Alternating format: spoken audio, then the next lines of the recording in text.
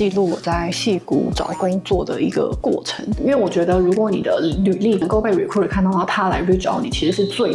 有效的。还蛮多 recruiter 问你说，你的薪水的期望值在哪里？但我觉得这个问题就有一点 tricky。我觉得找工作这个过程就是有点像你对自己的一个期中考嘛，就 performance review 的感觉。Hello， 大家好，我是 Alice， 欢迎来到我的频道。这支影片呢，想要来做一个记录我在矽谷找工作的一个过程。如果大家不知道我的背景的话，就是我现在在矽谷一家教育科技公司当软体工程师，那目前已经有5年的工作经验。我感觉大家在矽谷可能2到4年左右就会想要跳槽啊，换工作。那我已经待了5年，说实话已经算是资深老鸟了嘛。这其实是我毕业以来第一次的跳槽，我打算要来记录一下我这整个过程。说实在话，心情上来讲还是有一点小焦虑加小紧张嘛，因为大家也知道矽谷这近几年来的 job market 是越来越严峻了，可能我已经错过了可能2021、2022找工作的大爆发期间，所以我感觉现在的工作，不管是我身边的朋友或是我自己的一些 research， 就发现找工作其实越来越难，要求越来越高。但我也是今天呢就打算来看一下有什么职缺，然后稍微来记录一下我的一些 planning 这样子。但是呢，在这之前呢，一天的开始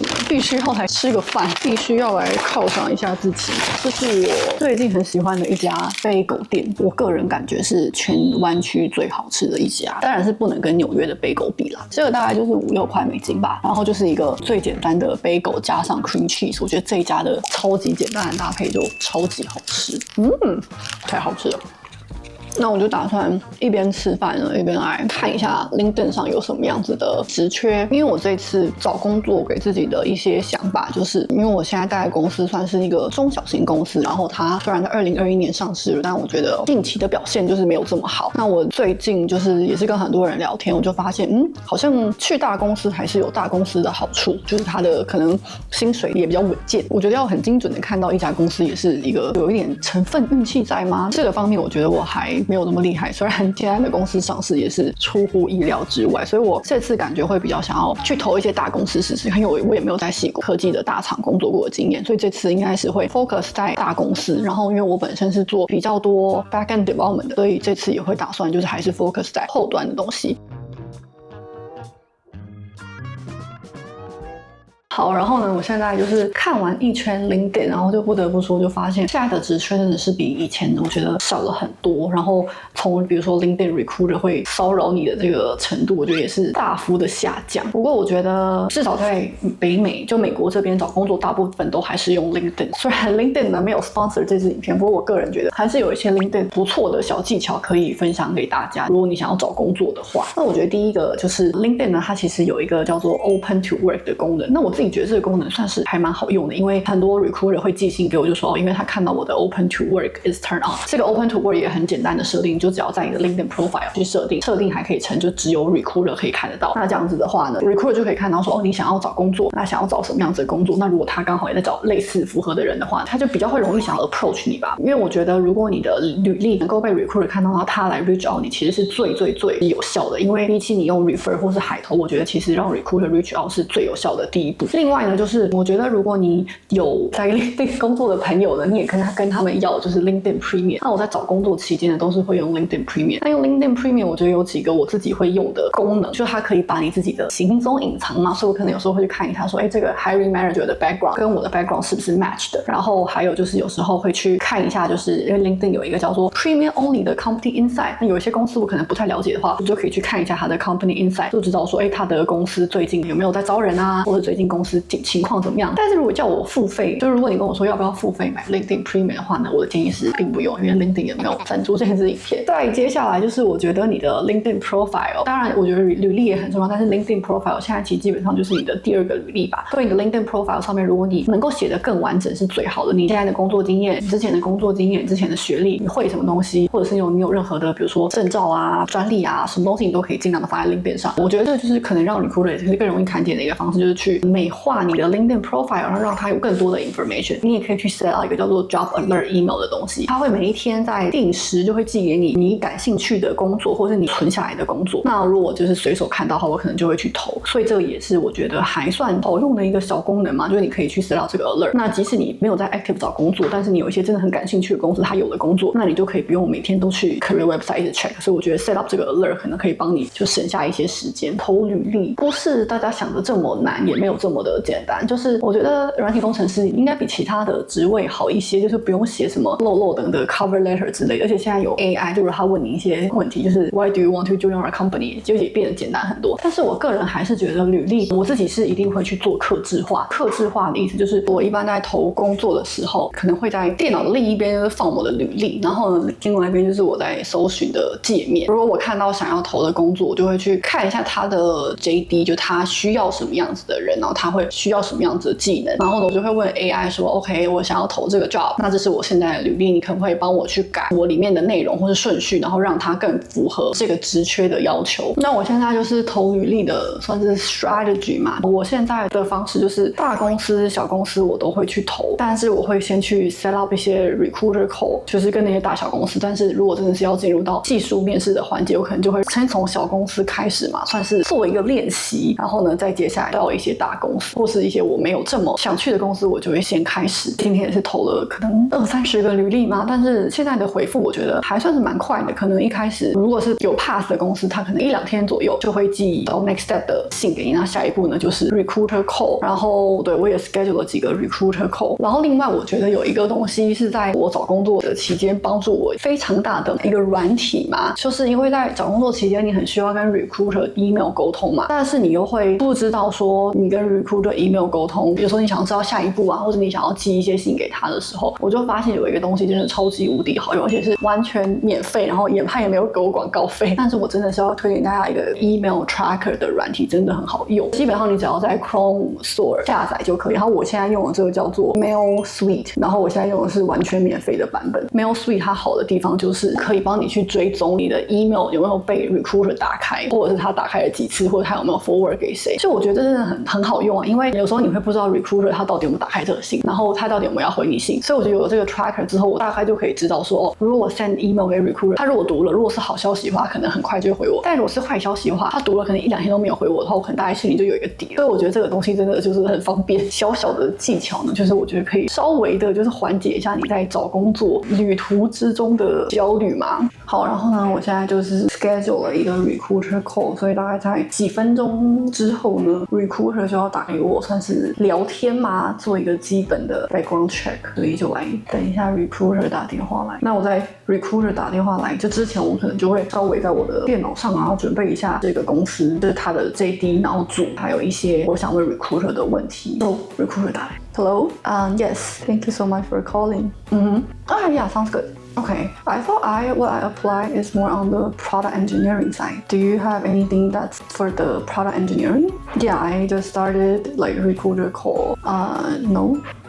So the first screening is more like the technical ones, or there will be another recruiter phone screen? Okay, sounds good. Yeah, me too. Thank you. Bye. 所以刚刚就是很快速聊完那个 recruiter call。那我觉得 recruiter call 其实算是还蛮 standard 的嘛，就基本上他就是会问你一些他要 go through 的问题，你现在的工作啊，然后你 locate 在哪啊，如果你要 relocation 的话，你愿不愿意啊？或是他们有什么 in office 的政策，你愿不愿意去遵守之类的。当然还有一些你的身份问题，跟一些就是他现在的组的问题。那我自己觉得就是在 recruiter call 你就是表现成一个正常人应该就可以，因为这是一个简单的 screening 嘛。我就发现最近 recruiter call 还蛮多 recruiter 问你说你的薪水的期望值在哪里。但我觉得这个问题就有一点 tricky， 就是我自己就不会 upfront 的就说我期待这个可能50万美金或是什么之类的，因为我觉得这一切都是有negotiation空间，也不需要给 recruiter 这么斩钉截铁的答案。这个还是一个非常 recruiting 很 early stage， 所以我一般都会说我觉得这个我们可以让之后再讨论，但是根据我的一些 research 我觉得这个公司一定可以就是满足我对于薪水的要求，这样子。我觉得大概就是这样说 recruiter 大家就会懂了，就是我觉得不用到说我一定要讲出一个 exact number 之类的。还有就是recruiter有时候会问你说，为什么你想要来投我们公司，或者对这个组有兴趣？就这个问题，我觉得大家还是要稍微准备一下嘛。因为如果你只是说，因为你们公司薪水给的很高，或是一些什么，我觉得你们公司可能快要上市了之类，这种问题感觉好像有一点不是很专业。所以这个问题，我觉得大家还是可以稍微准备一下，然后让 recruiter 就是算是 check off 嘛，因为我觉得他一定有一个 list， 然后他需要 check off。那基本上 recruiter call 过后之后，基本上他就会帮你去安排你的 technical screen 啊、on-site interview 之类的，大概就是这样子一个还蛮 straightforward 的过程。那当然，如果 recruiter 他有问你说一些你现在的 stage， 这个就是看你愿不愿意跟他 share。我觉得我自己基本上都会 share 说我现在大概在什么 stage， 也不一定要说有跟哪些公司，就是我大概会说一下，我可能有些公司已经在 technical phone screen， 或者有公司已经 on-site 了。如果这家公司我才刚开始 screening 的话，我可能会想要让他帮我加快一些速度之类的。我觉得这些都是一些你在 recruiter call 的时候可以给他的一些 information。然后另外就是我也发现说，像我上班晚比较忙的时候，大家都是晚上8、9点或者是更晚才有时间用我的 email， 但是因为那时候其实已经太晚，可是我又不可能一大早起来卡着点击那个 email， 也是有点麻烦。所以 Google 有一个 schedule email 的功能，大家可能都知道，但我觉得这就还蛮好用的，因为我就可能会在晚上的时候把 email 写好，然后隔天早上就可以寄出，这样子我觉得就是 recruiter 你上班的时候你就可以看到我的 email， 然后加上这个 tracker， 所以我觉得就是 double layer 非常的方便这样子。现在矽谷最红的关键词 AI agent，AI agent 就像一个自己会想、会自己做事的 AI 助手，它不仅只是会回答问题，而是能够做到以下4点：第一，它能够理解你的目标；第二，它能够自己规划步骤；第三，它会主动的使用工具；第四，它会持续的行动直到完成任务。我这次完整实测了 Manus AI 之后，真的觉得 AI agent 就像是我的私人助理一样，像是我在影片里分享找工作期间最花时间，但是投报率最低的就是搜寻职缺这件事。为什么不让 AI agent 来帮你执行呢？所以我就真的用了 Manus AI 帮我 vibe code 了一个自动找寻24小时之内发布，而且是在旧金山湾区职称是 Senior Software Engineer 的搜寻机器人。透过和 Manus AI 的互动，即使你不会写程式，也可以轻松的和它对话，让它根据你的需求进行修改。像是我在 vibe coding 的期间就发现，原本想用爬虫来爬各大公司的职缺，但是后来跟 AI 讨论过后，发现透过 API code 的方式才能达到我想要的结果。在跟 AI agent 互动的过程中，你还可以学习到基本的 debug 技巧，让自己也能更有工程师的思维，是我觉得和 AI agent 沟通的最佳方式。另外 Manus AI 呢，它在 research 上呢也有非常惊人的突破，不光是有 deep research， 更有 wide research。研究不仅要有深度，更加要有广度。它的 wide research 就像是帮你开了100个视窗，同时帮你做资料的 ETL， 把资料抓出来，整理干净，放到仓库这个过程。找资料呢，再也不会是一件麻烦的事。Manus AI 呢，还能帮你做出各式各样你想要找的表格，不管是 SP500 股票2025年的表现分析，或是台湾前100大 YouTuber 的社群趋势等等。我相信呢，你只要使用了 Manus AI 之后呢，就再也不需要 Google 搜寻了。现在呢，就使用资讯栏的连结，就可以开始使用 Manus AI 啦。好，现在到了晚餐中场休息时间，很久没有在我的频道上展现我的厨艺了，但是因为我个人就是没什么厨艺。不过呢，因为